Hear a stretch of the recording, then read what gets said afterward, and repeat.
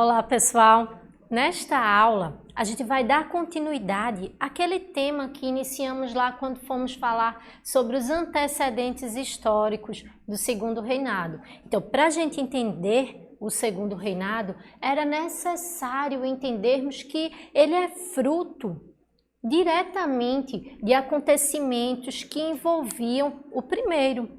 Então, não apenas, a gente não falou dos antecedentes apenas por tratar-se de questões de cunho familiar, uma vez que Dom Pedro I é pai de Dom Pedro II. Não, de forma alguma, a gente tem que entender que o Segundo Reinado é, sobretudo, ou categoricamente, um fruto direto do que acontece no primeiro. Então, tendo em vista que nós tivemos esse olhar sobre esses movimentos, vamos recapitular lá, esses movimentos que foram importantes para a abdicação de Dom Pedro I, agora a gente vai ver de fato como esse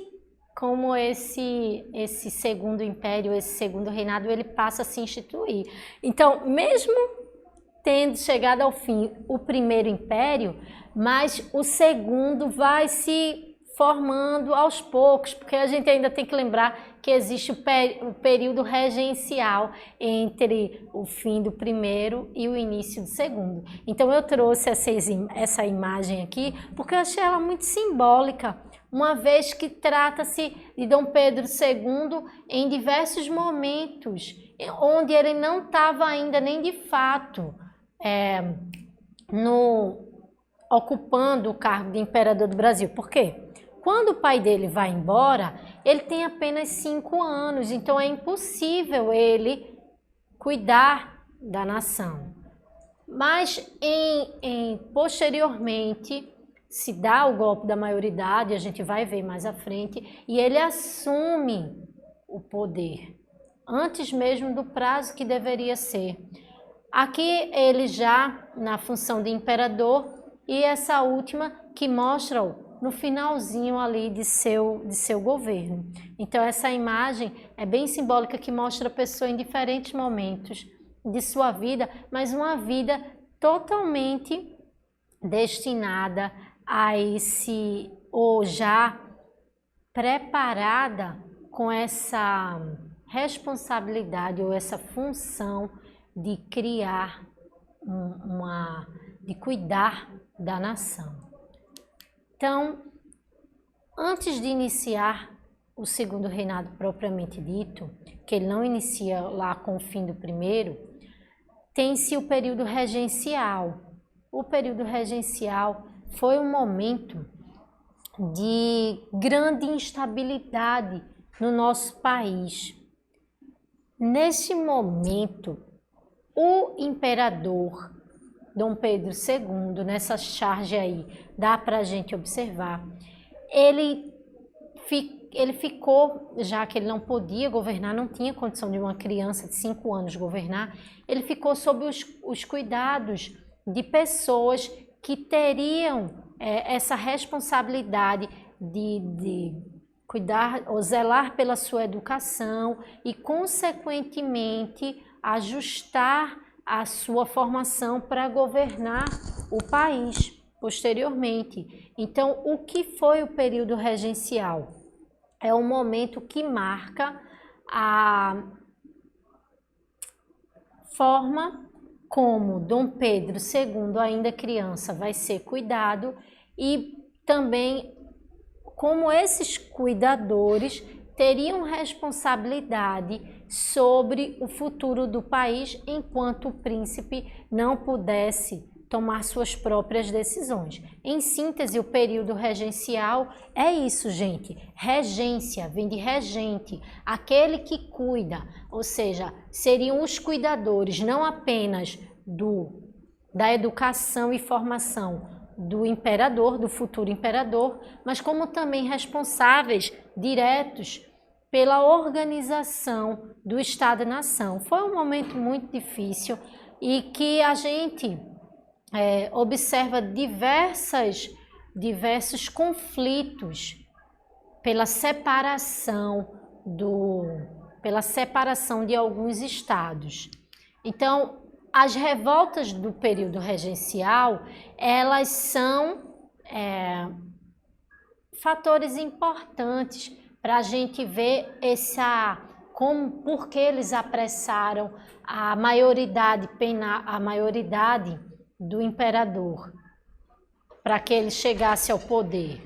Então, a cabanagem na província do Grão-Pará, a Guerra dos Farrapos, que acabou de fazer aniversário, a revolta que foi na antiga província de São Pedro, lá no Rio Grande do Sul, a revolta dos Malês, na província da Bahia, a Sabinada, também na província da Bahia, a Balaiada, na província do Maranhão. Todos esses acontecimentos marcam revoltas pela estrutura como o país estava organizado, a insatisfação e busca de liberdade, não apenas na questão política, mas também econômica. Então, se a gente for citar todos esses eventos, a gente vai ver que no cerne, lá no íntimo da questão, muitos fatores levaram eles ao seu acontecimento. Mas, em síntese, seria a reivindicação por estados que tivesse a liberdade e a autonomia para fazer para determinar a sua forma de comércio, para determinar a sua forma de relações políticas com outros, enfim, era a busca de fato de uma liberdade dessa centralização que esses regentes tinham. Agora sim, vale salientar que alguns estudiosos discutem sobre a importância dessa centralização para hoje nós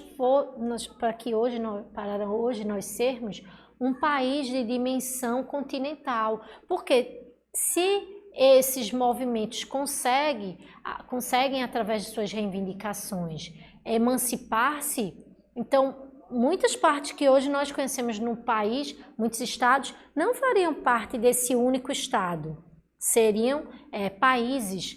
Então, desde lá do início de 1817, quando houve a insurreição, até 1824, quando se dá a Confederação do Equador, a gente vê que são movimentos que querem a separação e reivindicam essa liberdade para as questões políticas e econômicas. Então, a abdicação de Dom Pedro I, ela é um fator que vai influenciar diretamente nisso. Por quê, professora, se isso é no período regencial? Porque se ele não reivindica, quem está no poder, quem está governando nesse período? Provavelmente ele. Logo, talvez a forma de organização do Estado-nação fosse outra, mas são especulações, são coisas que a gente pensa e vai externar a ponto de fazer refletir sobre como um evento influencia tantos outros.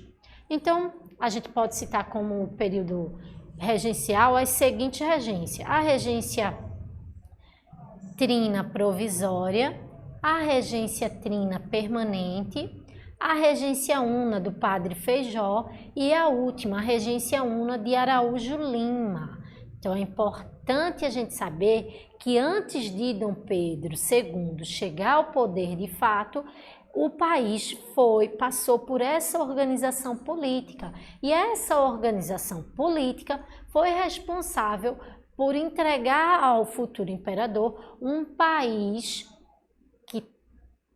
instável politicamente, mas que tinha uma centralização do ponto de vista geográfico, ou seja, por mais que fosse um país que vinha os estados disputando por liberdade e autonomia, tinha-se um único estado e que ele iria governar todo esse ponto. Então é importante, viu, gente, a gente citar que existiram a regência trina provisória, que vai de abril a julho de 1831, a regência trina permanente, que vai de 1831 a 1834, a regência una do padre Feijó, que vai de 1835 a 1837, e por último, a regência una de Araújo Lima, que vai de 1837 a 1840.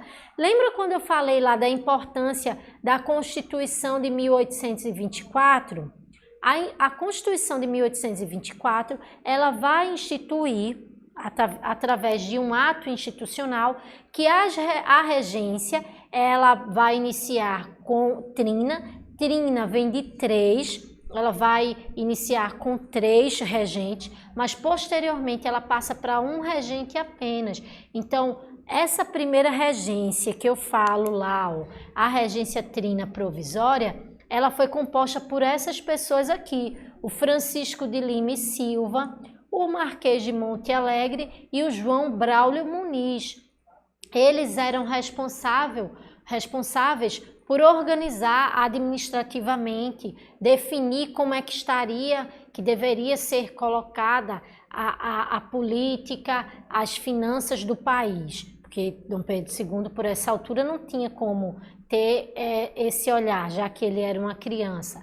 Então, ele tinha os seus cuidadores e tinha também quem cuidasse do seu império antes dele poder fazer isso por conta própria. Então, a gente pode citar esses três personagens aí.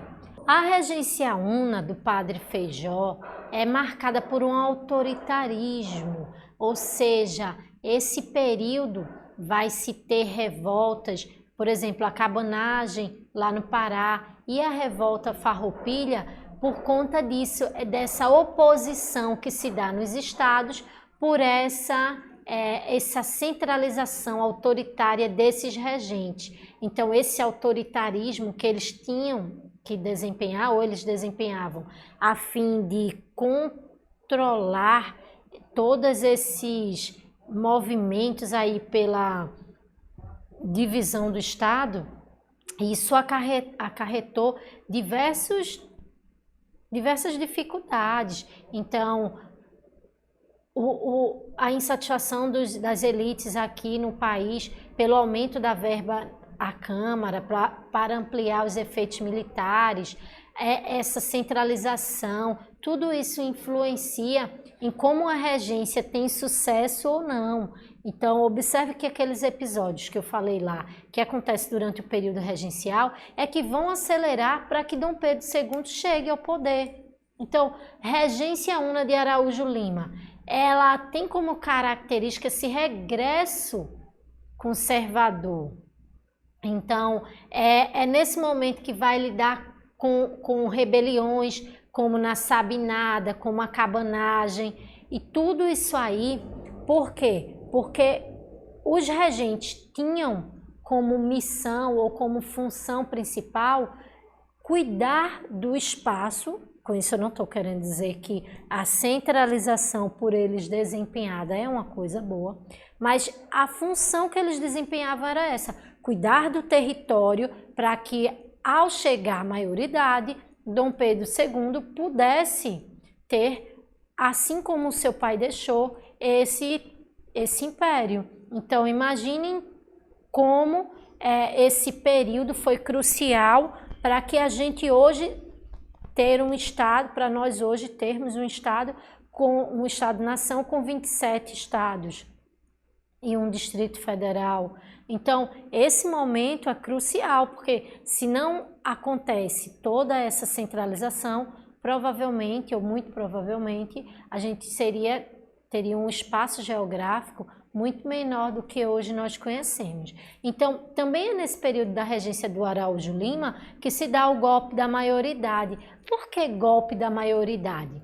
Esse é o primeiro momento em que Dom Pedro II, de fato, vai se tornar imperador do Brasil, porque aos 15 anos ele não tinha, como previa a Constituição, o poder de virar ou de ser coroado como imperador do Brasil, mas muda-se a Constituição através de um ato institucional, porque diziam, tá quase que impossível governar a gente tem que trazer a figura de um monarca para que esse povo pare de rebelar-se, para que esse povo sinta-se de fato governado. E o único modo de ser feito é a gente adiantar a maioridade de Dom Pedro para 15 anos. Então, esse adiantamento da maioridade de Dom Pedro II é chamado ou conhecido na história como golpe da maioridade, em que vai se antecipar a sua coroação ou a sua chegada ao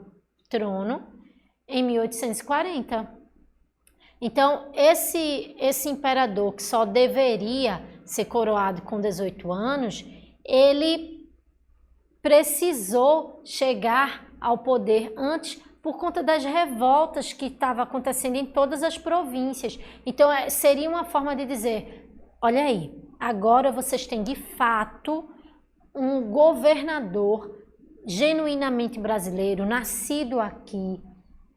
Então, ele vai reivindicar, ele vai olhar pelo país como um de vocês. E isso, de certa forma, ajudou para que, durante um tempo, tivesse estabilidade política no país. Então, o golpe da maioridade é isso, viu, gente? É quando antecipa-se a coroação de Dom Pedro II para conter a insatisfação política, econômica dentro das províncias. As consequências disso foi a chegada de Dom Pedro II ao poder, a centralização do poder nas mãos dele e a pacificação nas províncias. Então, posteriormente, nós iremos ver como Dom Pedro II conseguiu, através de sua política interna e externa, fazer esse seu governo, pessoal, um período em que o país passou por um momento de estabilidade, sem revoltas.